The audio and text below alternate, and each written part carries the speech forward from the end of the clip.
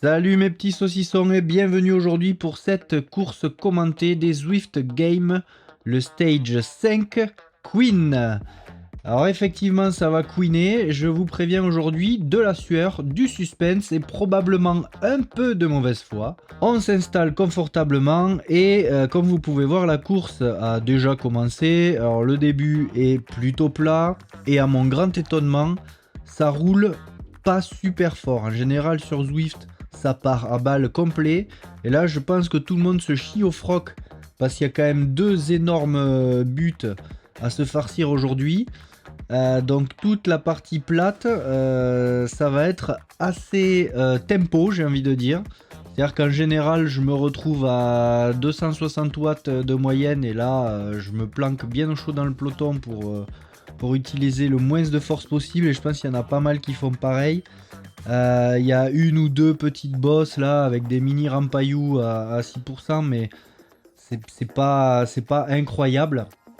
Donc on va rouler, je dirais pas en gestion parce que quand même on a roulé, mais c'était pas aussi fort que d'habitude. Alors faut quand même prendre en compte qu'aujourd'hui il y a 40 et quelques bornes, là où une course habituelle fait plutôt 20 bornes.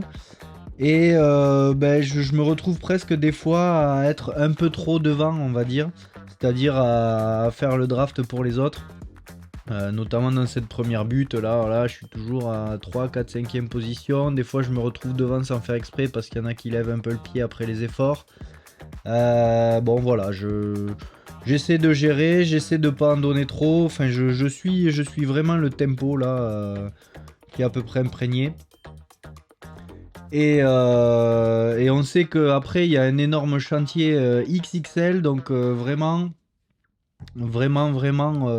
pas trop envoyé sur cette partie-là. Il y a 2-3 gars qui sont un peu chauds, mais il n'y a personne qui aura essayé de sortir. Je m'attendais quand même à ce qu'il y ait des gars qui tentent une échappée, et ça n'a pas été le cas. Alors je sais pas si sur d'autres sessions ça a été le cas.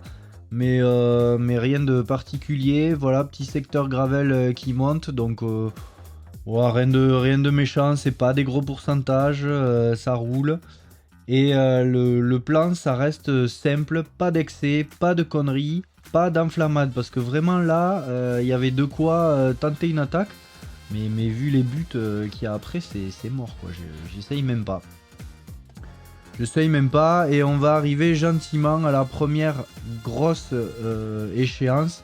C'est-à-dire que je considère qu'il y a une belle montée qui nous attend à mi-parcours. Et surtout, celle-là, je l'attends avec entre guillemets impatience pour savoir qui dans ce groupe est fort. Et est-ce que moi, je tiens la route ou pas? Parce qu'il y a moyen de péter direct dans celle-là et après c'est fini, tu chasses les patates et c'est foutu. Donc il se trouve que c'est une petite montée, mais qui envoie quand même entre 8 et 10% pour les plus gros secteurs. De toute façon, c'est pas compliqué dans cette course. À chaque fois qu'il y a un virage, tu te manges 12% dans les jambes minimum. Donc voilà, vous le savez, à chaque fois qu'il y aura un virage, c'est un truc méga sec. Voilà, boum, 13%. Prends ça dans tes chicots. Et du petit replat à mi-chemin. C'est un petit peu pareil que les côtes soient grosses ou petites.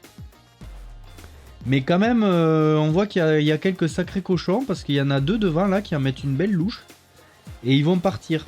Alors là, je me dis, moment de panique, est-ce que je les suis ou pas parce que je me sens capable de le faire. Mais je me dis aussi, si ces mecs sont si forts que ça, partir pour les suivre, c'est peut-être la meilleure occasion de péter à même pas 20 bornes et de le payer tout le reste. Et alors là, t'es parti pour suer, c'est plus un fil rouge, c'est la ligne verte. Donc je choisis entre guillemets de rester dans ce groupe de tête parce que je suis pas mal dans cette montée. Je vais réussir à monter dans les 10 premières places sans me faire vraiment mal, sans avoir besoin de mettre des gros coups d'accélération. Donc ça s'est quand même plutôt bien passé. Cette bosse elle passe, franchement elle passe. Ça roule encore pas n'importe comment pour que le tri se fasse vraiment, bien que on va voir qu'à l'arrivée on va être un gros groupe de 20-25 bonhommes. Ça a un petit peu fait le tri par l'arrière déjà dans ce scène-là. Et la bonne nouvelle, c'est que je me suis pas fait trier. Donc je mets un petit coup d'aéro histoire de faire rouler tout le monde. Et je voulais aussi voir s'il y en a qui maîtrisaient l'aéro dans le groupe. Parce qu'il faut savoir, comme je l'ai dit dans la dernière course, que quand on dépasse les 58 km/h et que ça descend à plus de 5%, l'avatar se met en mode aéro. Donc il n'y a plus besoin de pédaler. Et ce que je viens de faire dans ce mini bout de descente, c'est voir s'il y avait d'autres gars qui savaient le faire. Et j'ai l'impression que c'est pas le cas. Ce pont, faites-y gaffe parce que ça descend, lancez-vous parce que ça remonte un peu fort. Et ensuite, voilà, secteur gravel qui descend. Alors ça descend pas très fort et tu peux pas faire d'aéro justement. Mais c'est une petite balade sympa au milieu des temples mayas. Donc profitez de la vue parce qu'après ça va saigner. Donc dernier petit replat avant l'énorme première montée. Comme vous pouvez le voir sur le plan, elle est en deux parties. Il y a une bonne grosse distance qui est assez soutenue mais pas non plus incroyable. C'est du 4 à 6%. Et ensuite il y a un mur. Donc là aussi, j'essaye de toute façon dans tous les cas, le but c'est de pas s'isoler, rester dans les groupes. Là ce que je vais chercher à faire, c'est rester dans ce groupe de tête. Tant pis pour les deux de devant et deux devant qu'on a rattrapé en fait. Et les deux devant qu'on a rattrapé dans le plat, donc en fait il n'y a plus d'échappée entre guillemets. Par contre il y a un japonais là qui va direct partir dans cette bosse là. On le voit un peu devant en jaune là. Et lui il va partir, il est fort. Clairement il est fort. Et lui il va se barrer, on va pas se le refaire. Pas là en tout cas. Et je reste sur ce groupe. Je fais un peu l'élastique des fois, mais j'ai l'impression que les jambes sont plutôt pas mal pour rester dans ce groupe. J'aimerais rester dans ces positions là parce que ça semble jouable.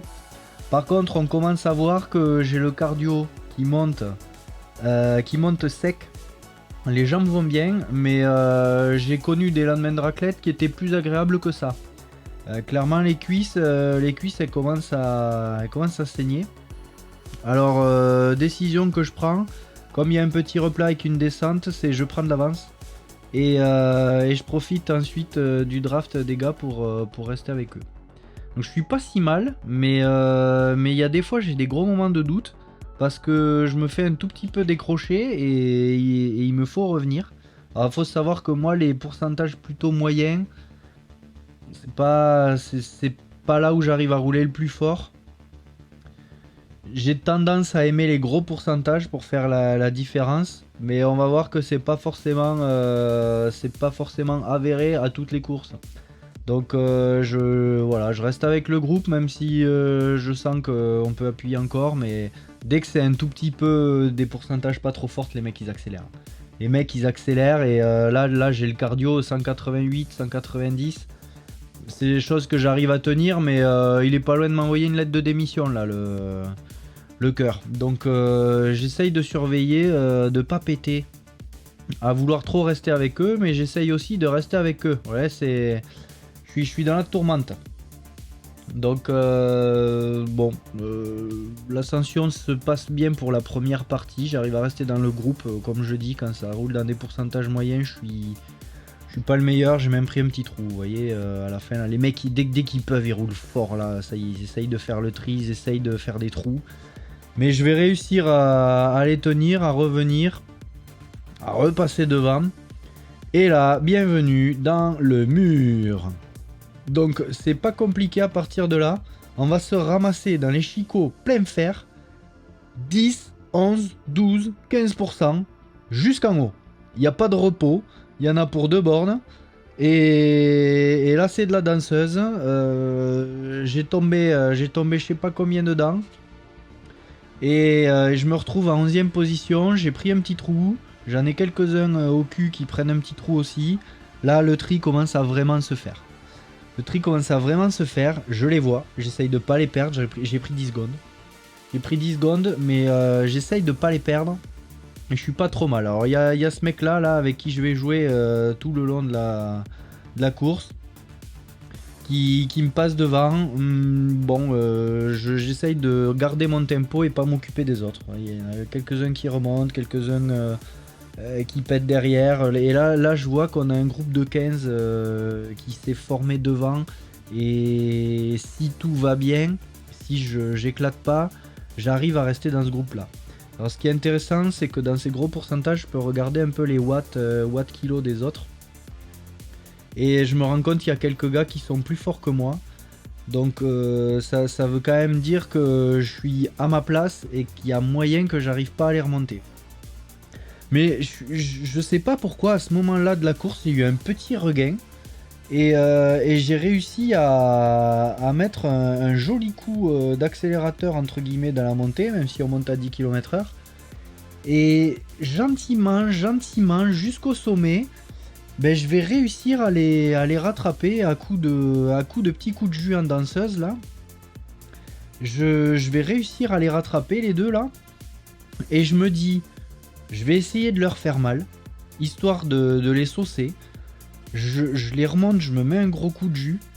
Je me lance à fond dans la descente. Et je leur mets un trou dans la descente. Voilà, c'est ce que je vais commencer à faire. Là, je me mets à rouler comme un con. Je lâche tout ce qui me reste. Et je me dis, on y va à fond. Voilà, boum, aéro. Et là, c'est terminé. Je suis en train de creuser un écart derrière. Vous voyez, il prend 2 secondes, 3 secondes. Ça va me permettre de pas avoir besoin de pédaler de toute la descente. Pendant que lui, bah, il panique et il s'envoie des 5-6 watts kilo pour essayer de me refaire. Donc je le fais cramer de l'énergie et je prends un peu d'avance, comme ça je vais pouvoir souffler sur la partie un peu plate. Et je me dis même, laisse-le revenir au coco, comme ça après tu te fous dans son aspi jusqu'à la montée et tu t'économises un peu. Voilà, là je fais une grosse traîtrise, hein, je suis un gros salopard, vous pouvez me le dire dans les commentaires, parce que je ne mérite pas mieux.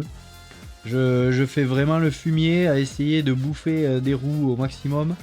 Et de les pauvres s'égosiller à me rattraper. Mais ça marche parce que le mec, j'ai quand même mis 4-5 secondes à un moment et il est en train de rouler pour revenir.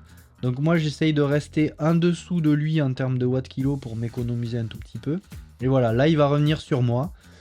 Et il va falloir que j'arrive à jouer avec ça, c'est-à-dire que le mec, il est plus fort que moi.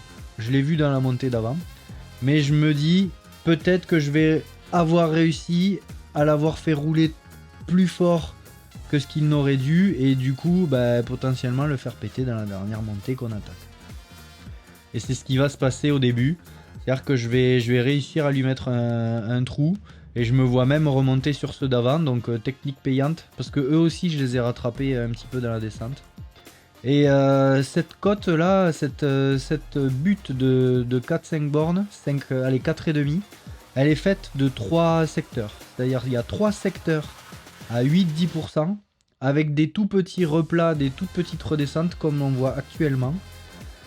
Et je sais que je vais avoir des petits moments où je peux un petit peu m'économiser. Donc le premier est passé, toujours devant. Et là je me dis, je vais essayer de jouer un top 10. Parce qu'il y a moyen que ce soit jouable. Je suis 11ème, je reviens un petit peu. Les secteurs se passent pas trop mal. Mais en fait je vois qu'en termes de watts kilo, je suis un peu en dessous des autres. Et je vois qu'il y en a 2 derrière là. Ils allument et ils vont certainement me remonter. Donc je roule le plus fort que je peux en me disant qu'il y a quand même encore des bornes à faire. Et là, vous voyez, il y a la neige. Et là, on commence à être haut et je commence à ressentir les effets de l'altitude. C'est terrible, je manque d'air. Non, je déconne. En fait, je suis complètement oxy à ce moment-là. C'est-à-dire que mes jambes elles sont parties à la piole. On dirait que c'est une fin de chantier et que le patron est parti sans moi. Mais je vais avoir des petits regains d'énergie de temps en temps.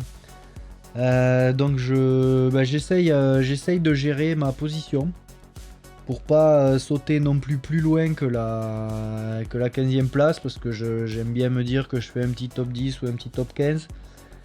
Et je sais aussi que le classement final des UF Games se fait au chrono, donc même si je sais que j'aurai clairement la 15e place, quasiment assurée puisque derrière il est à au moins à 1 minute.